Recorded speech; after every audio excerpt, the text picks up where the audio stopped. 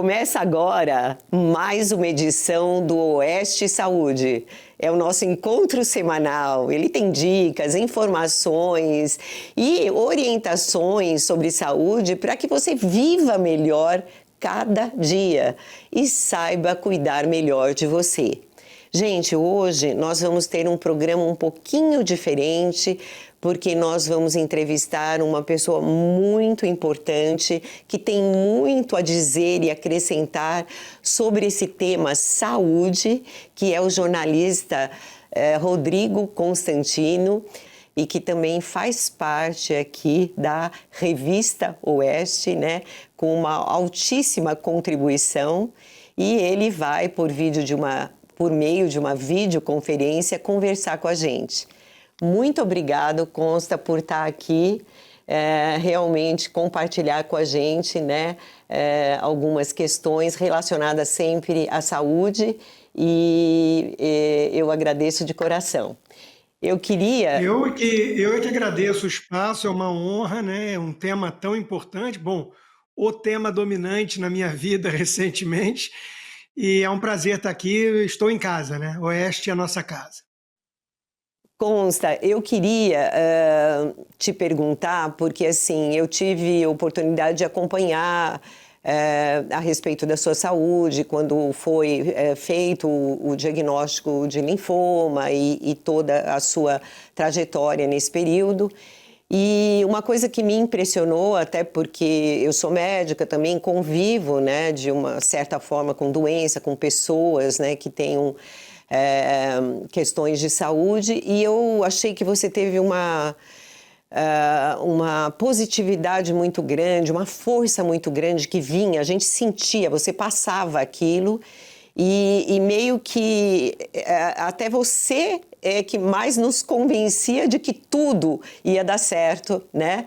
Então eu queria saber como, assim, que ferramentas, que instrumentos, o que faz você ter conseguido essa questão?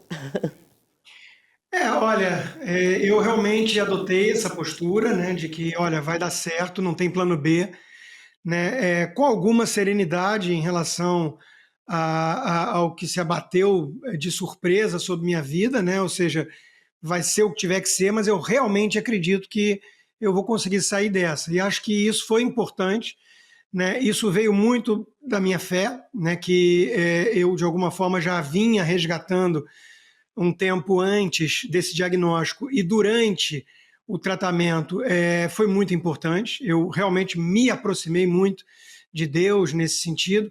Minha família, que é uma família maravilhosa, que me deu todo o suporte, minha mulher, meus filhos, meus enteados, meus irmãos, meus pais, todos foram muito importantes.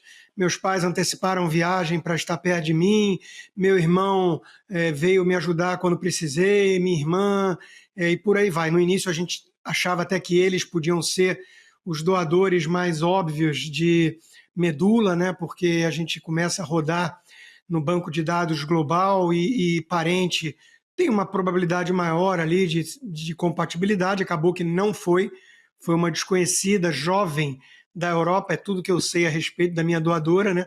Depois de um ano, que daqui a pouco a gente completa aí, eu vou poder saber o nome e entrar em contato e eventualmente visitá-la. Já pude mandar uma carta, foi muito emocionante, né? Inclusive a resposta dela, mas eu acho que a crença de que não estava nos planos de Deus, eu ia agora, né? Não tinha chegado a minha hora. Eu tenho um filho pequeno, com 8 anos, precisa muito de mim, já vive longe da mãe há 4 anos, e eu falei, olha, eu vou continuar aqui, eu preciso vencer isso, principalmente por conta dos meus filhos. Minha vida, eu estou chegando perto dos 50, eu considero que foi uma vida até aqui plena de sentido, né? Me sinto uma pessoa realizada com o meu trabalho, com a minha vida pessoal, mas eu olhava para o meu filho, acima de tudo, minha filha já é mais velha, tem 24, e eu falava, olha, eu vou continuar aqui para poder educá-lo, dar amor, carinho e limites, né? E vamos embora, não tem plano B. Então eu acho que de alguma forma, Denise, foi essa crença de que não tinha alternativa, eu precisava vencer. né? E eu andei lendo alguma coisa a respeito, livros Joe Dispenza, que o nosso amigo Zeballos gosta muito, o próprio Zeballos me ligou, falando, é isso aí, Rodrigo, você já venceu, repete que isso é importante. Então, enfim, acho que foi todo esse apoio que eu recebi, a minha fé e a crença de que eu ainda tenho uma missão aqui, né? Isso tudo me ajudou muito a acreditar que eu ia superar essa doença. Eu acho extremamente importante tudo isso que você está falando, porque você vivenciou e você realmente venceu. Então, assim, nós não estamos falando em tese, isso realmente aconteceu. E eu acredito nisso, na verdade, há um grande preconceito na área médica em relação a você. Vamos dizer, né, se apegar à fé e a questões assim de eu acredito, eu acho isso, só pode ser isso, vai ser isso, mas eu acho que a ciência, de alguma forma, ainda vai dar toda a explicação, né, nesse sentido. Ela já começa passos mostrando que há uma relação da nossa resposta imunológica quando a gente tem essa questão positiva, essa fé. Então, eu acho isso assim extremamente importante você passar para as pessoas que estão nos ouvindo, até porque esse programa que é o Oeste Saúde, a minha pretensão, né, eu tive a grata satisfação de poder coordenar isso, mas a minha pretensão é ajudar as pessoas assim a se conhecerem, a verem quanta responsabilidade elas têm sobre a sua própria saúde e como isso é possível e como podemos ajudar, né? E aí eu queria saber, assim, se você acha que teve alguma coisa que na sua vida teve relação com isso, seus aspectos, assim, de estilo de vida, e também se depois você modificou isso ou modificou alguma coisa, enfim, nesse pós-linfoma. Então, só para explicar para quem não sabe, né, o meu linfoma ele é derivado de um vírus chamado HTLV1, que é um vírus até com alguma frequência aí no incidência no Brasil, né, principalmente Rio de Janeiro, Bahia, tem um pouco na América Central também e tem no Japão. Vai entender, né? Mas enfim, eu carrego esse vírus há 48 anos, 49 agora, né? O meu irmão também e nunca teve nada. Ele é um vírus que nós dois pegamos por amamentação, e minha mãe, à época, por anemia, recebeu ali muitas doações de sangue, né? Papas de hemácia, realmente uma quantidade muito grande de doadores, e não tinha marcador para esse vírus, né? Era um vírus pouco conhecido, ninguém sabia muito os efeitos. 95%, Denise, convive o resto da vida com esse vírus sem acontecer nada. Uma minoria, né, acaba desenvolvendo câncer, pode ser linfoma, pode ser leucemia ou pode ser algum tipo de doença diferente, né? Então eu brinco que eu ganhei na loteria invertida, tinha uma probabilidade muito baixa, mas aconteceu comigo. E óbvio que a gente não entende tudo, né? Por que foi desencadeado isso em mim, né? Muita gente fala que o estresse é um fator importante, relevante para desencadear quase todo tipo de câncer, né?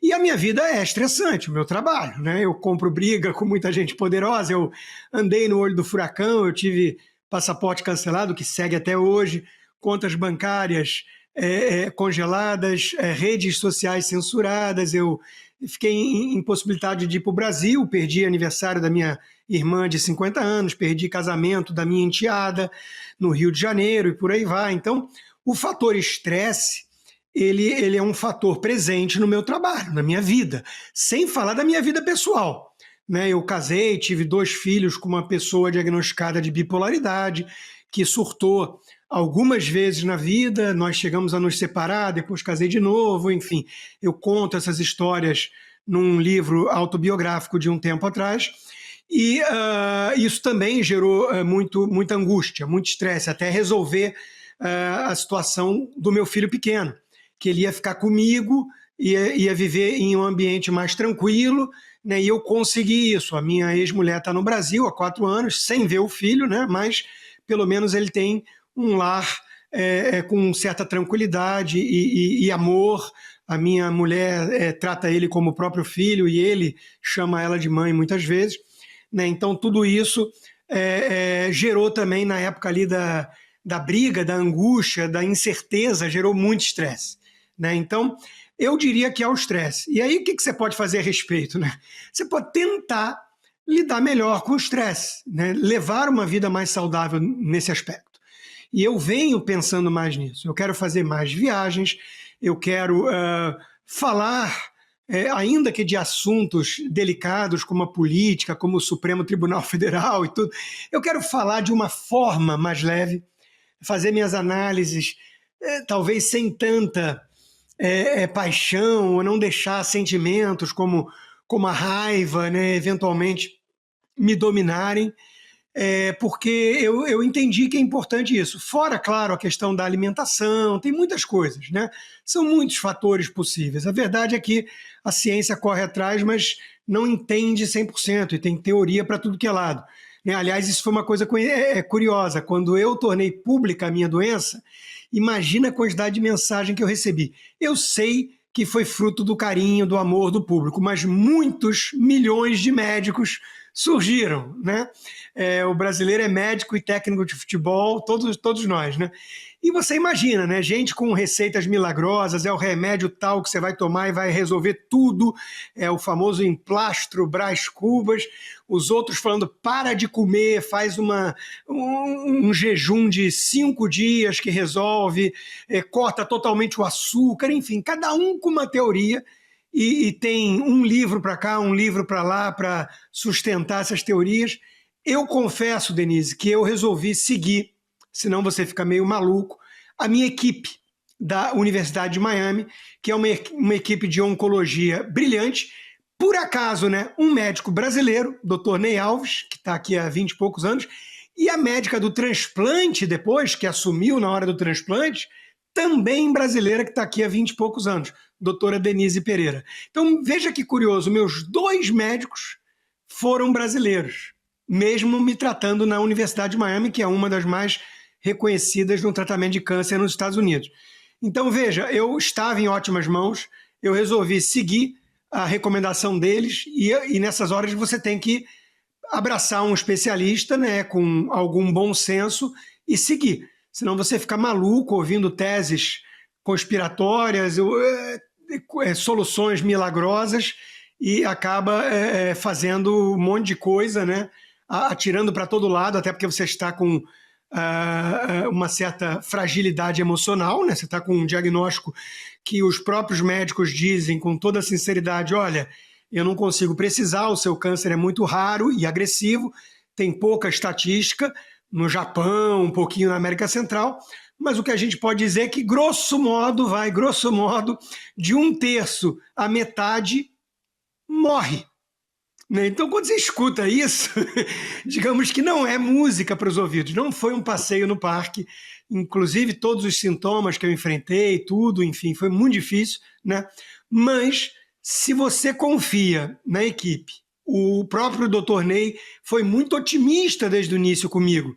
Ele falava, Rodrigo, você é novo, você é forte, você vai sair dessa e o Brasil precisa de você, porque ele já era fã do meu trabalho antes. Ele falou, você vai sair dessa. Então, ele alimentou essa esperança, esse otimismo. Ele foi muito parceiro nesse aspecto, né? E me ajudou muito. E eu resolvi confiar na equipe. Isso também teve seu fator, né? Porque senão você fica realmente franco atirador, acreditando em qualquer tese e seguindo que nem biruta de posto de gasolina, né? Qualquer coisa que te fala. Eu acho, Constantino, que essa sua resposta, ela foi, assim, preciosa e deu muitas e muitas informações e que é algo que eu gosto de deixar claro nesse programa. A responsabilidade que a gente tem sobre a nossa saúde. E aí isso envolve tudo, e a ciência tem até explicado isso como epigenética, né? Porque você começou falando de um vírus relacionado à genética, então todos nós trazemos questões genéticas, né? De mais predisposição para isso, para aquilo outro, para câncer, mas isso está no nosso organismo e pode não crescer, pode não acontecer. E para que isso não ocorra, todas essas questões que você falou são importantes, desde a fé, né, como também essa questão do estilo de vida. Então, muita gente às vezes fala assim, foi a genética, azar, não sei o quê. Não é bem assim. Essa genética, ela pode, via epigenética, ter assim, vamos dizer, você desligar a chavinha ruim e você, a expressão desse gene não se completar, vamos dizer assim.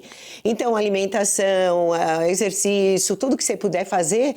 E eu achei importantíssimo isso, porque você analisa, você reconheceu que talvez todo esse estresse que... É quase impossível você aguentar todo esse estresse. Questões familiares, a questão de não estar mais no seu país, não poder, uma perseguição, enfim... não dá, né? É difícil lidar. Então, com certeza, isso gerou um desequilíbrio também.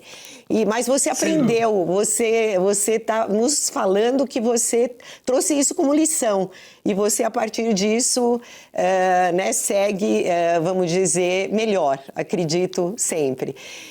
Sim, me tornei uma pessoa muito mais serena, né, ao longo dessa trajetória. Exatamente, que é algo importantíssimo. Fala só do seu livro, porque infelizmente a gente precisa finalizar. Olha, Denise, eu escrevi um livro, eu escrevo muito, né, meu 16º livro, mas eu escrevi um livro durante essa trajetória toda, quase ali como um diário do câncer, do combate ao câncer, né? Porque é minha forma de lidar muitas vezes, colocar num papel as emoções, o que eu estou vivendo, né? Quem for ler o livro chamado Não Tema a Tempestade, né, vai ver que tiveram momentos ali de maior dificuldade, onde a noite parecia mais escura, onde eu realmente precisei buscar forças, né, no além, para poder manter essa visão otimista e superar dores, superar isolamento, superar um monte de sintomas. Imagina que tinha semanas em que eu vomitava todo santo dia, sem parar. Então, coisas muito difíceis, né? E eu fui colocando tudo isso num papel, junto também com resenhas de livros que eu fui lendo ao longo desse ano de 2025, porque eu fiquei com mais tempo para ler, né?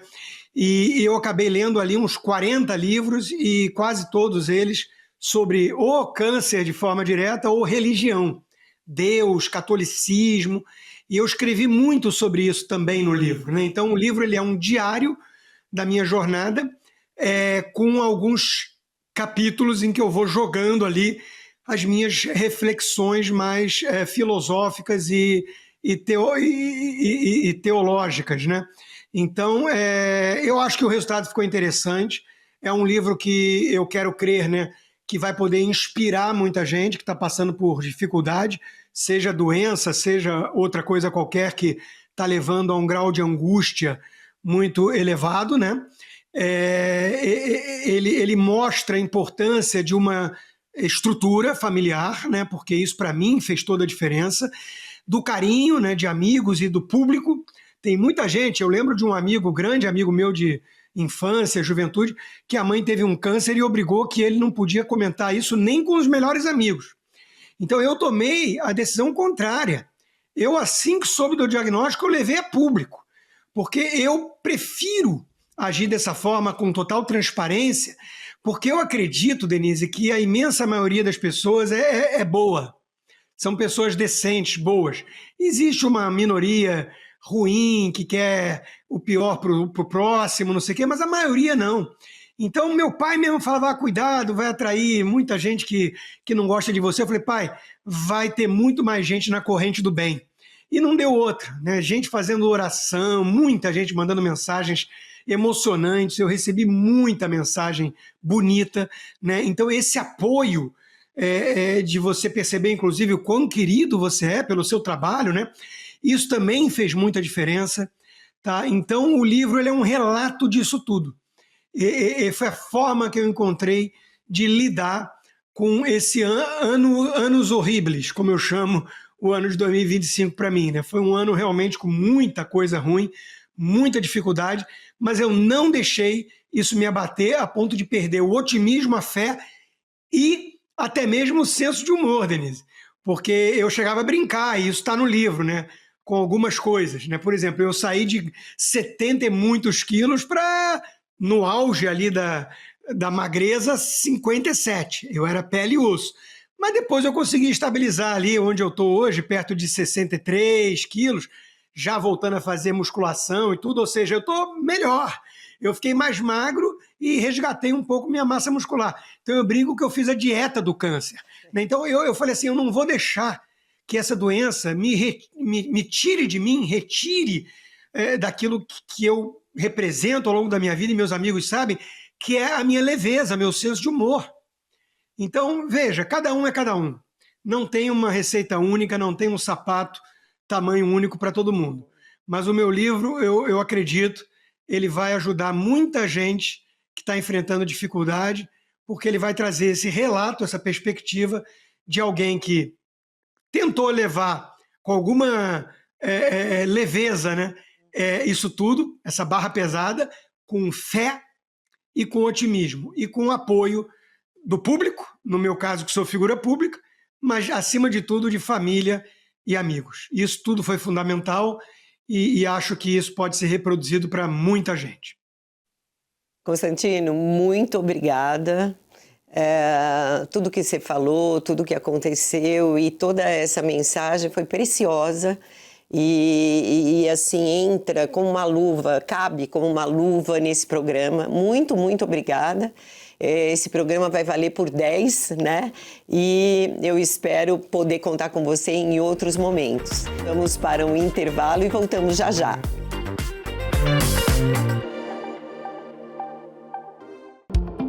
E se você pudesse ter acesso aos bastidores do Sem Filtro e conversar direto com os comentaristas e âncoras da Oeste?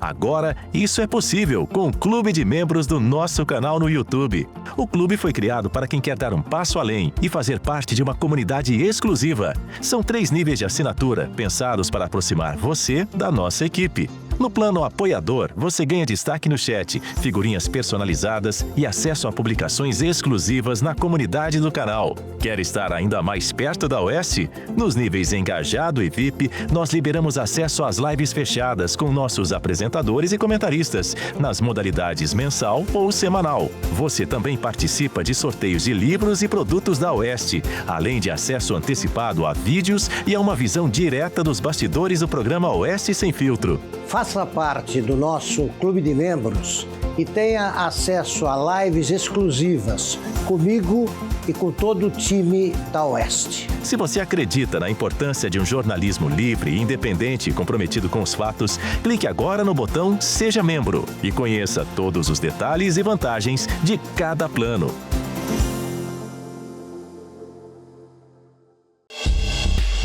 No Jornal da Oeste, primeira edição, você acorda com as principais notícias do Brasil e do mundo. Assim é que se começa mais um dia bem informado. Política, saúde e outros temas que impactam a sua vida. Um jornal planejado para quem quer entender o país desde cedo. De segunda a sexta, 7 horas da manhã, com Daniel Vidal.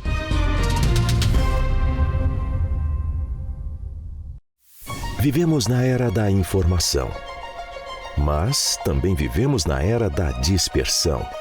Em poucas horas, um assunto substitui o outro e a atenção da sociedade muda de direção.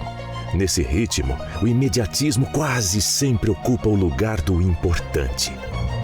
Mas o futuro de um país não é decidido pelas manchetes do dia.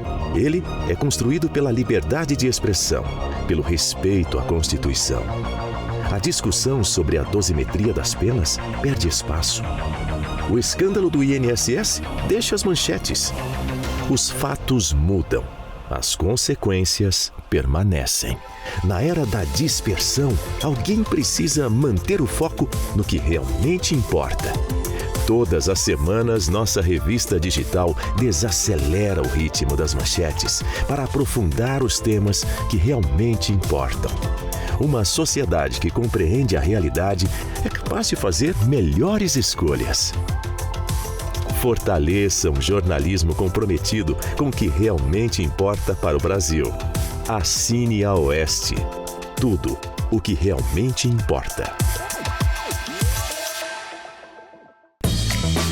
As inovações e as tendências do setor que impulsiona o Brasil estão no programa A Força do Agro.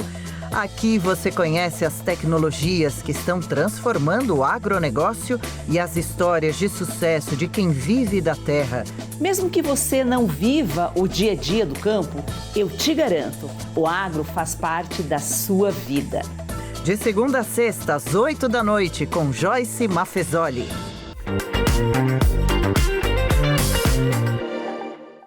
Estamos de volta com o Oeste Saúde e agora chegou aquela hora principal da sua participação.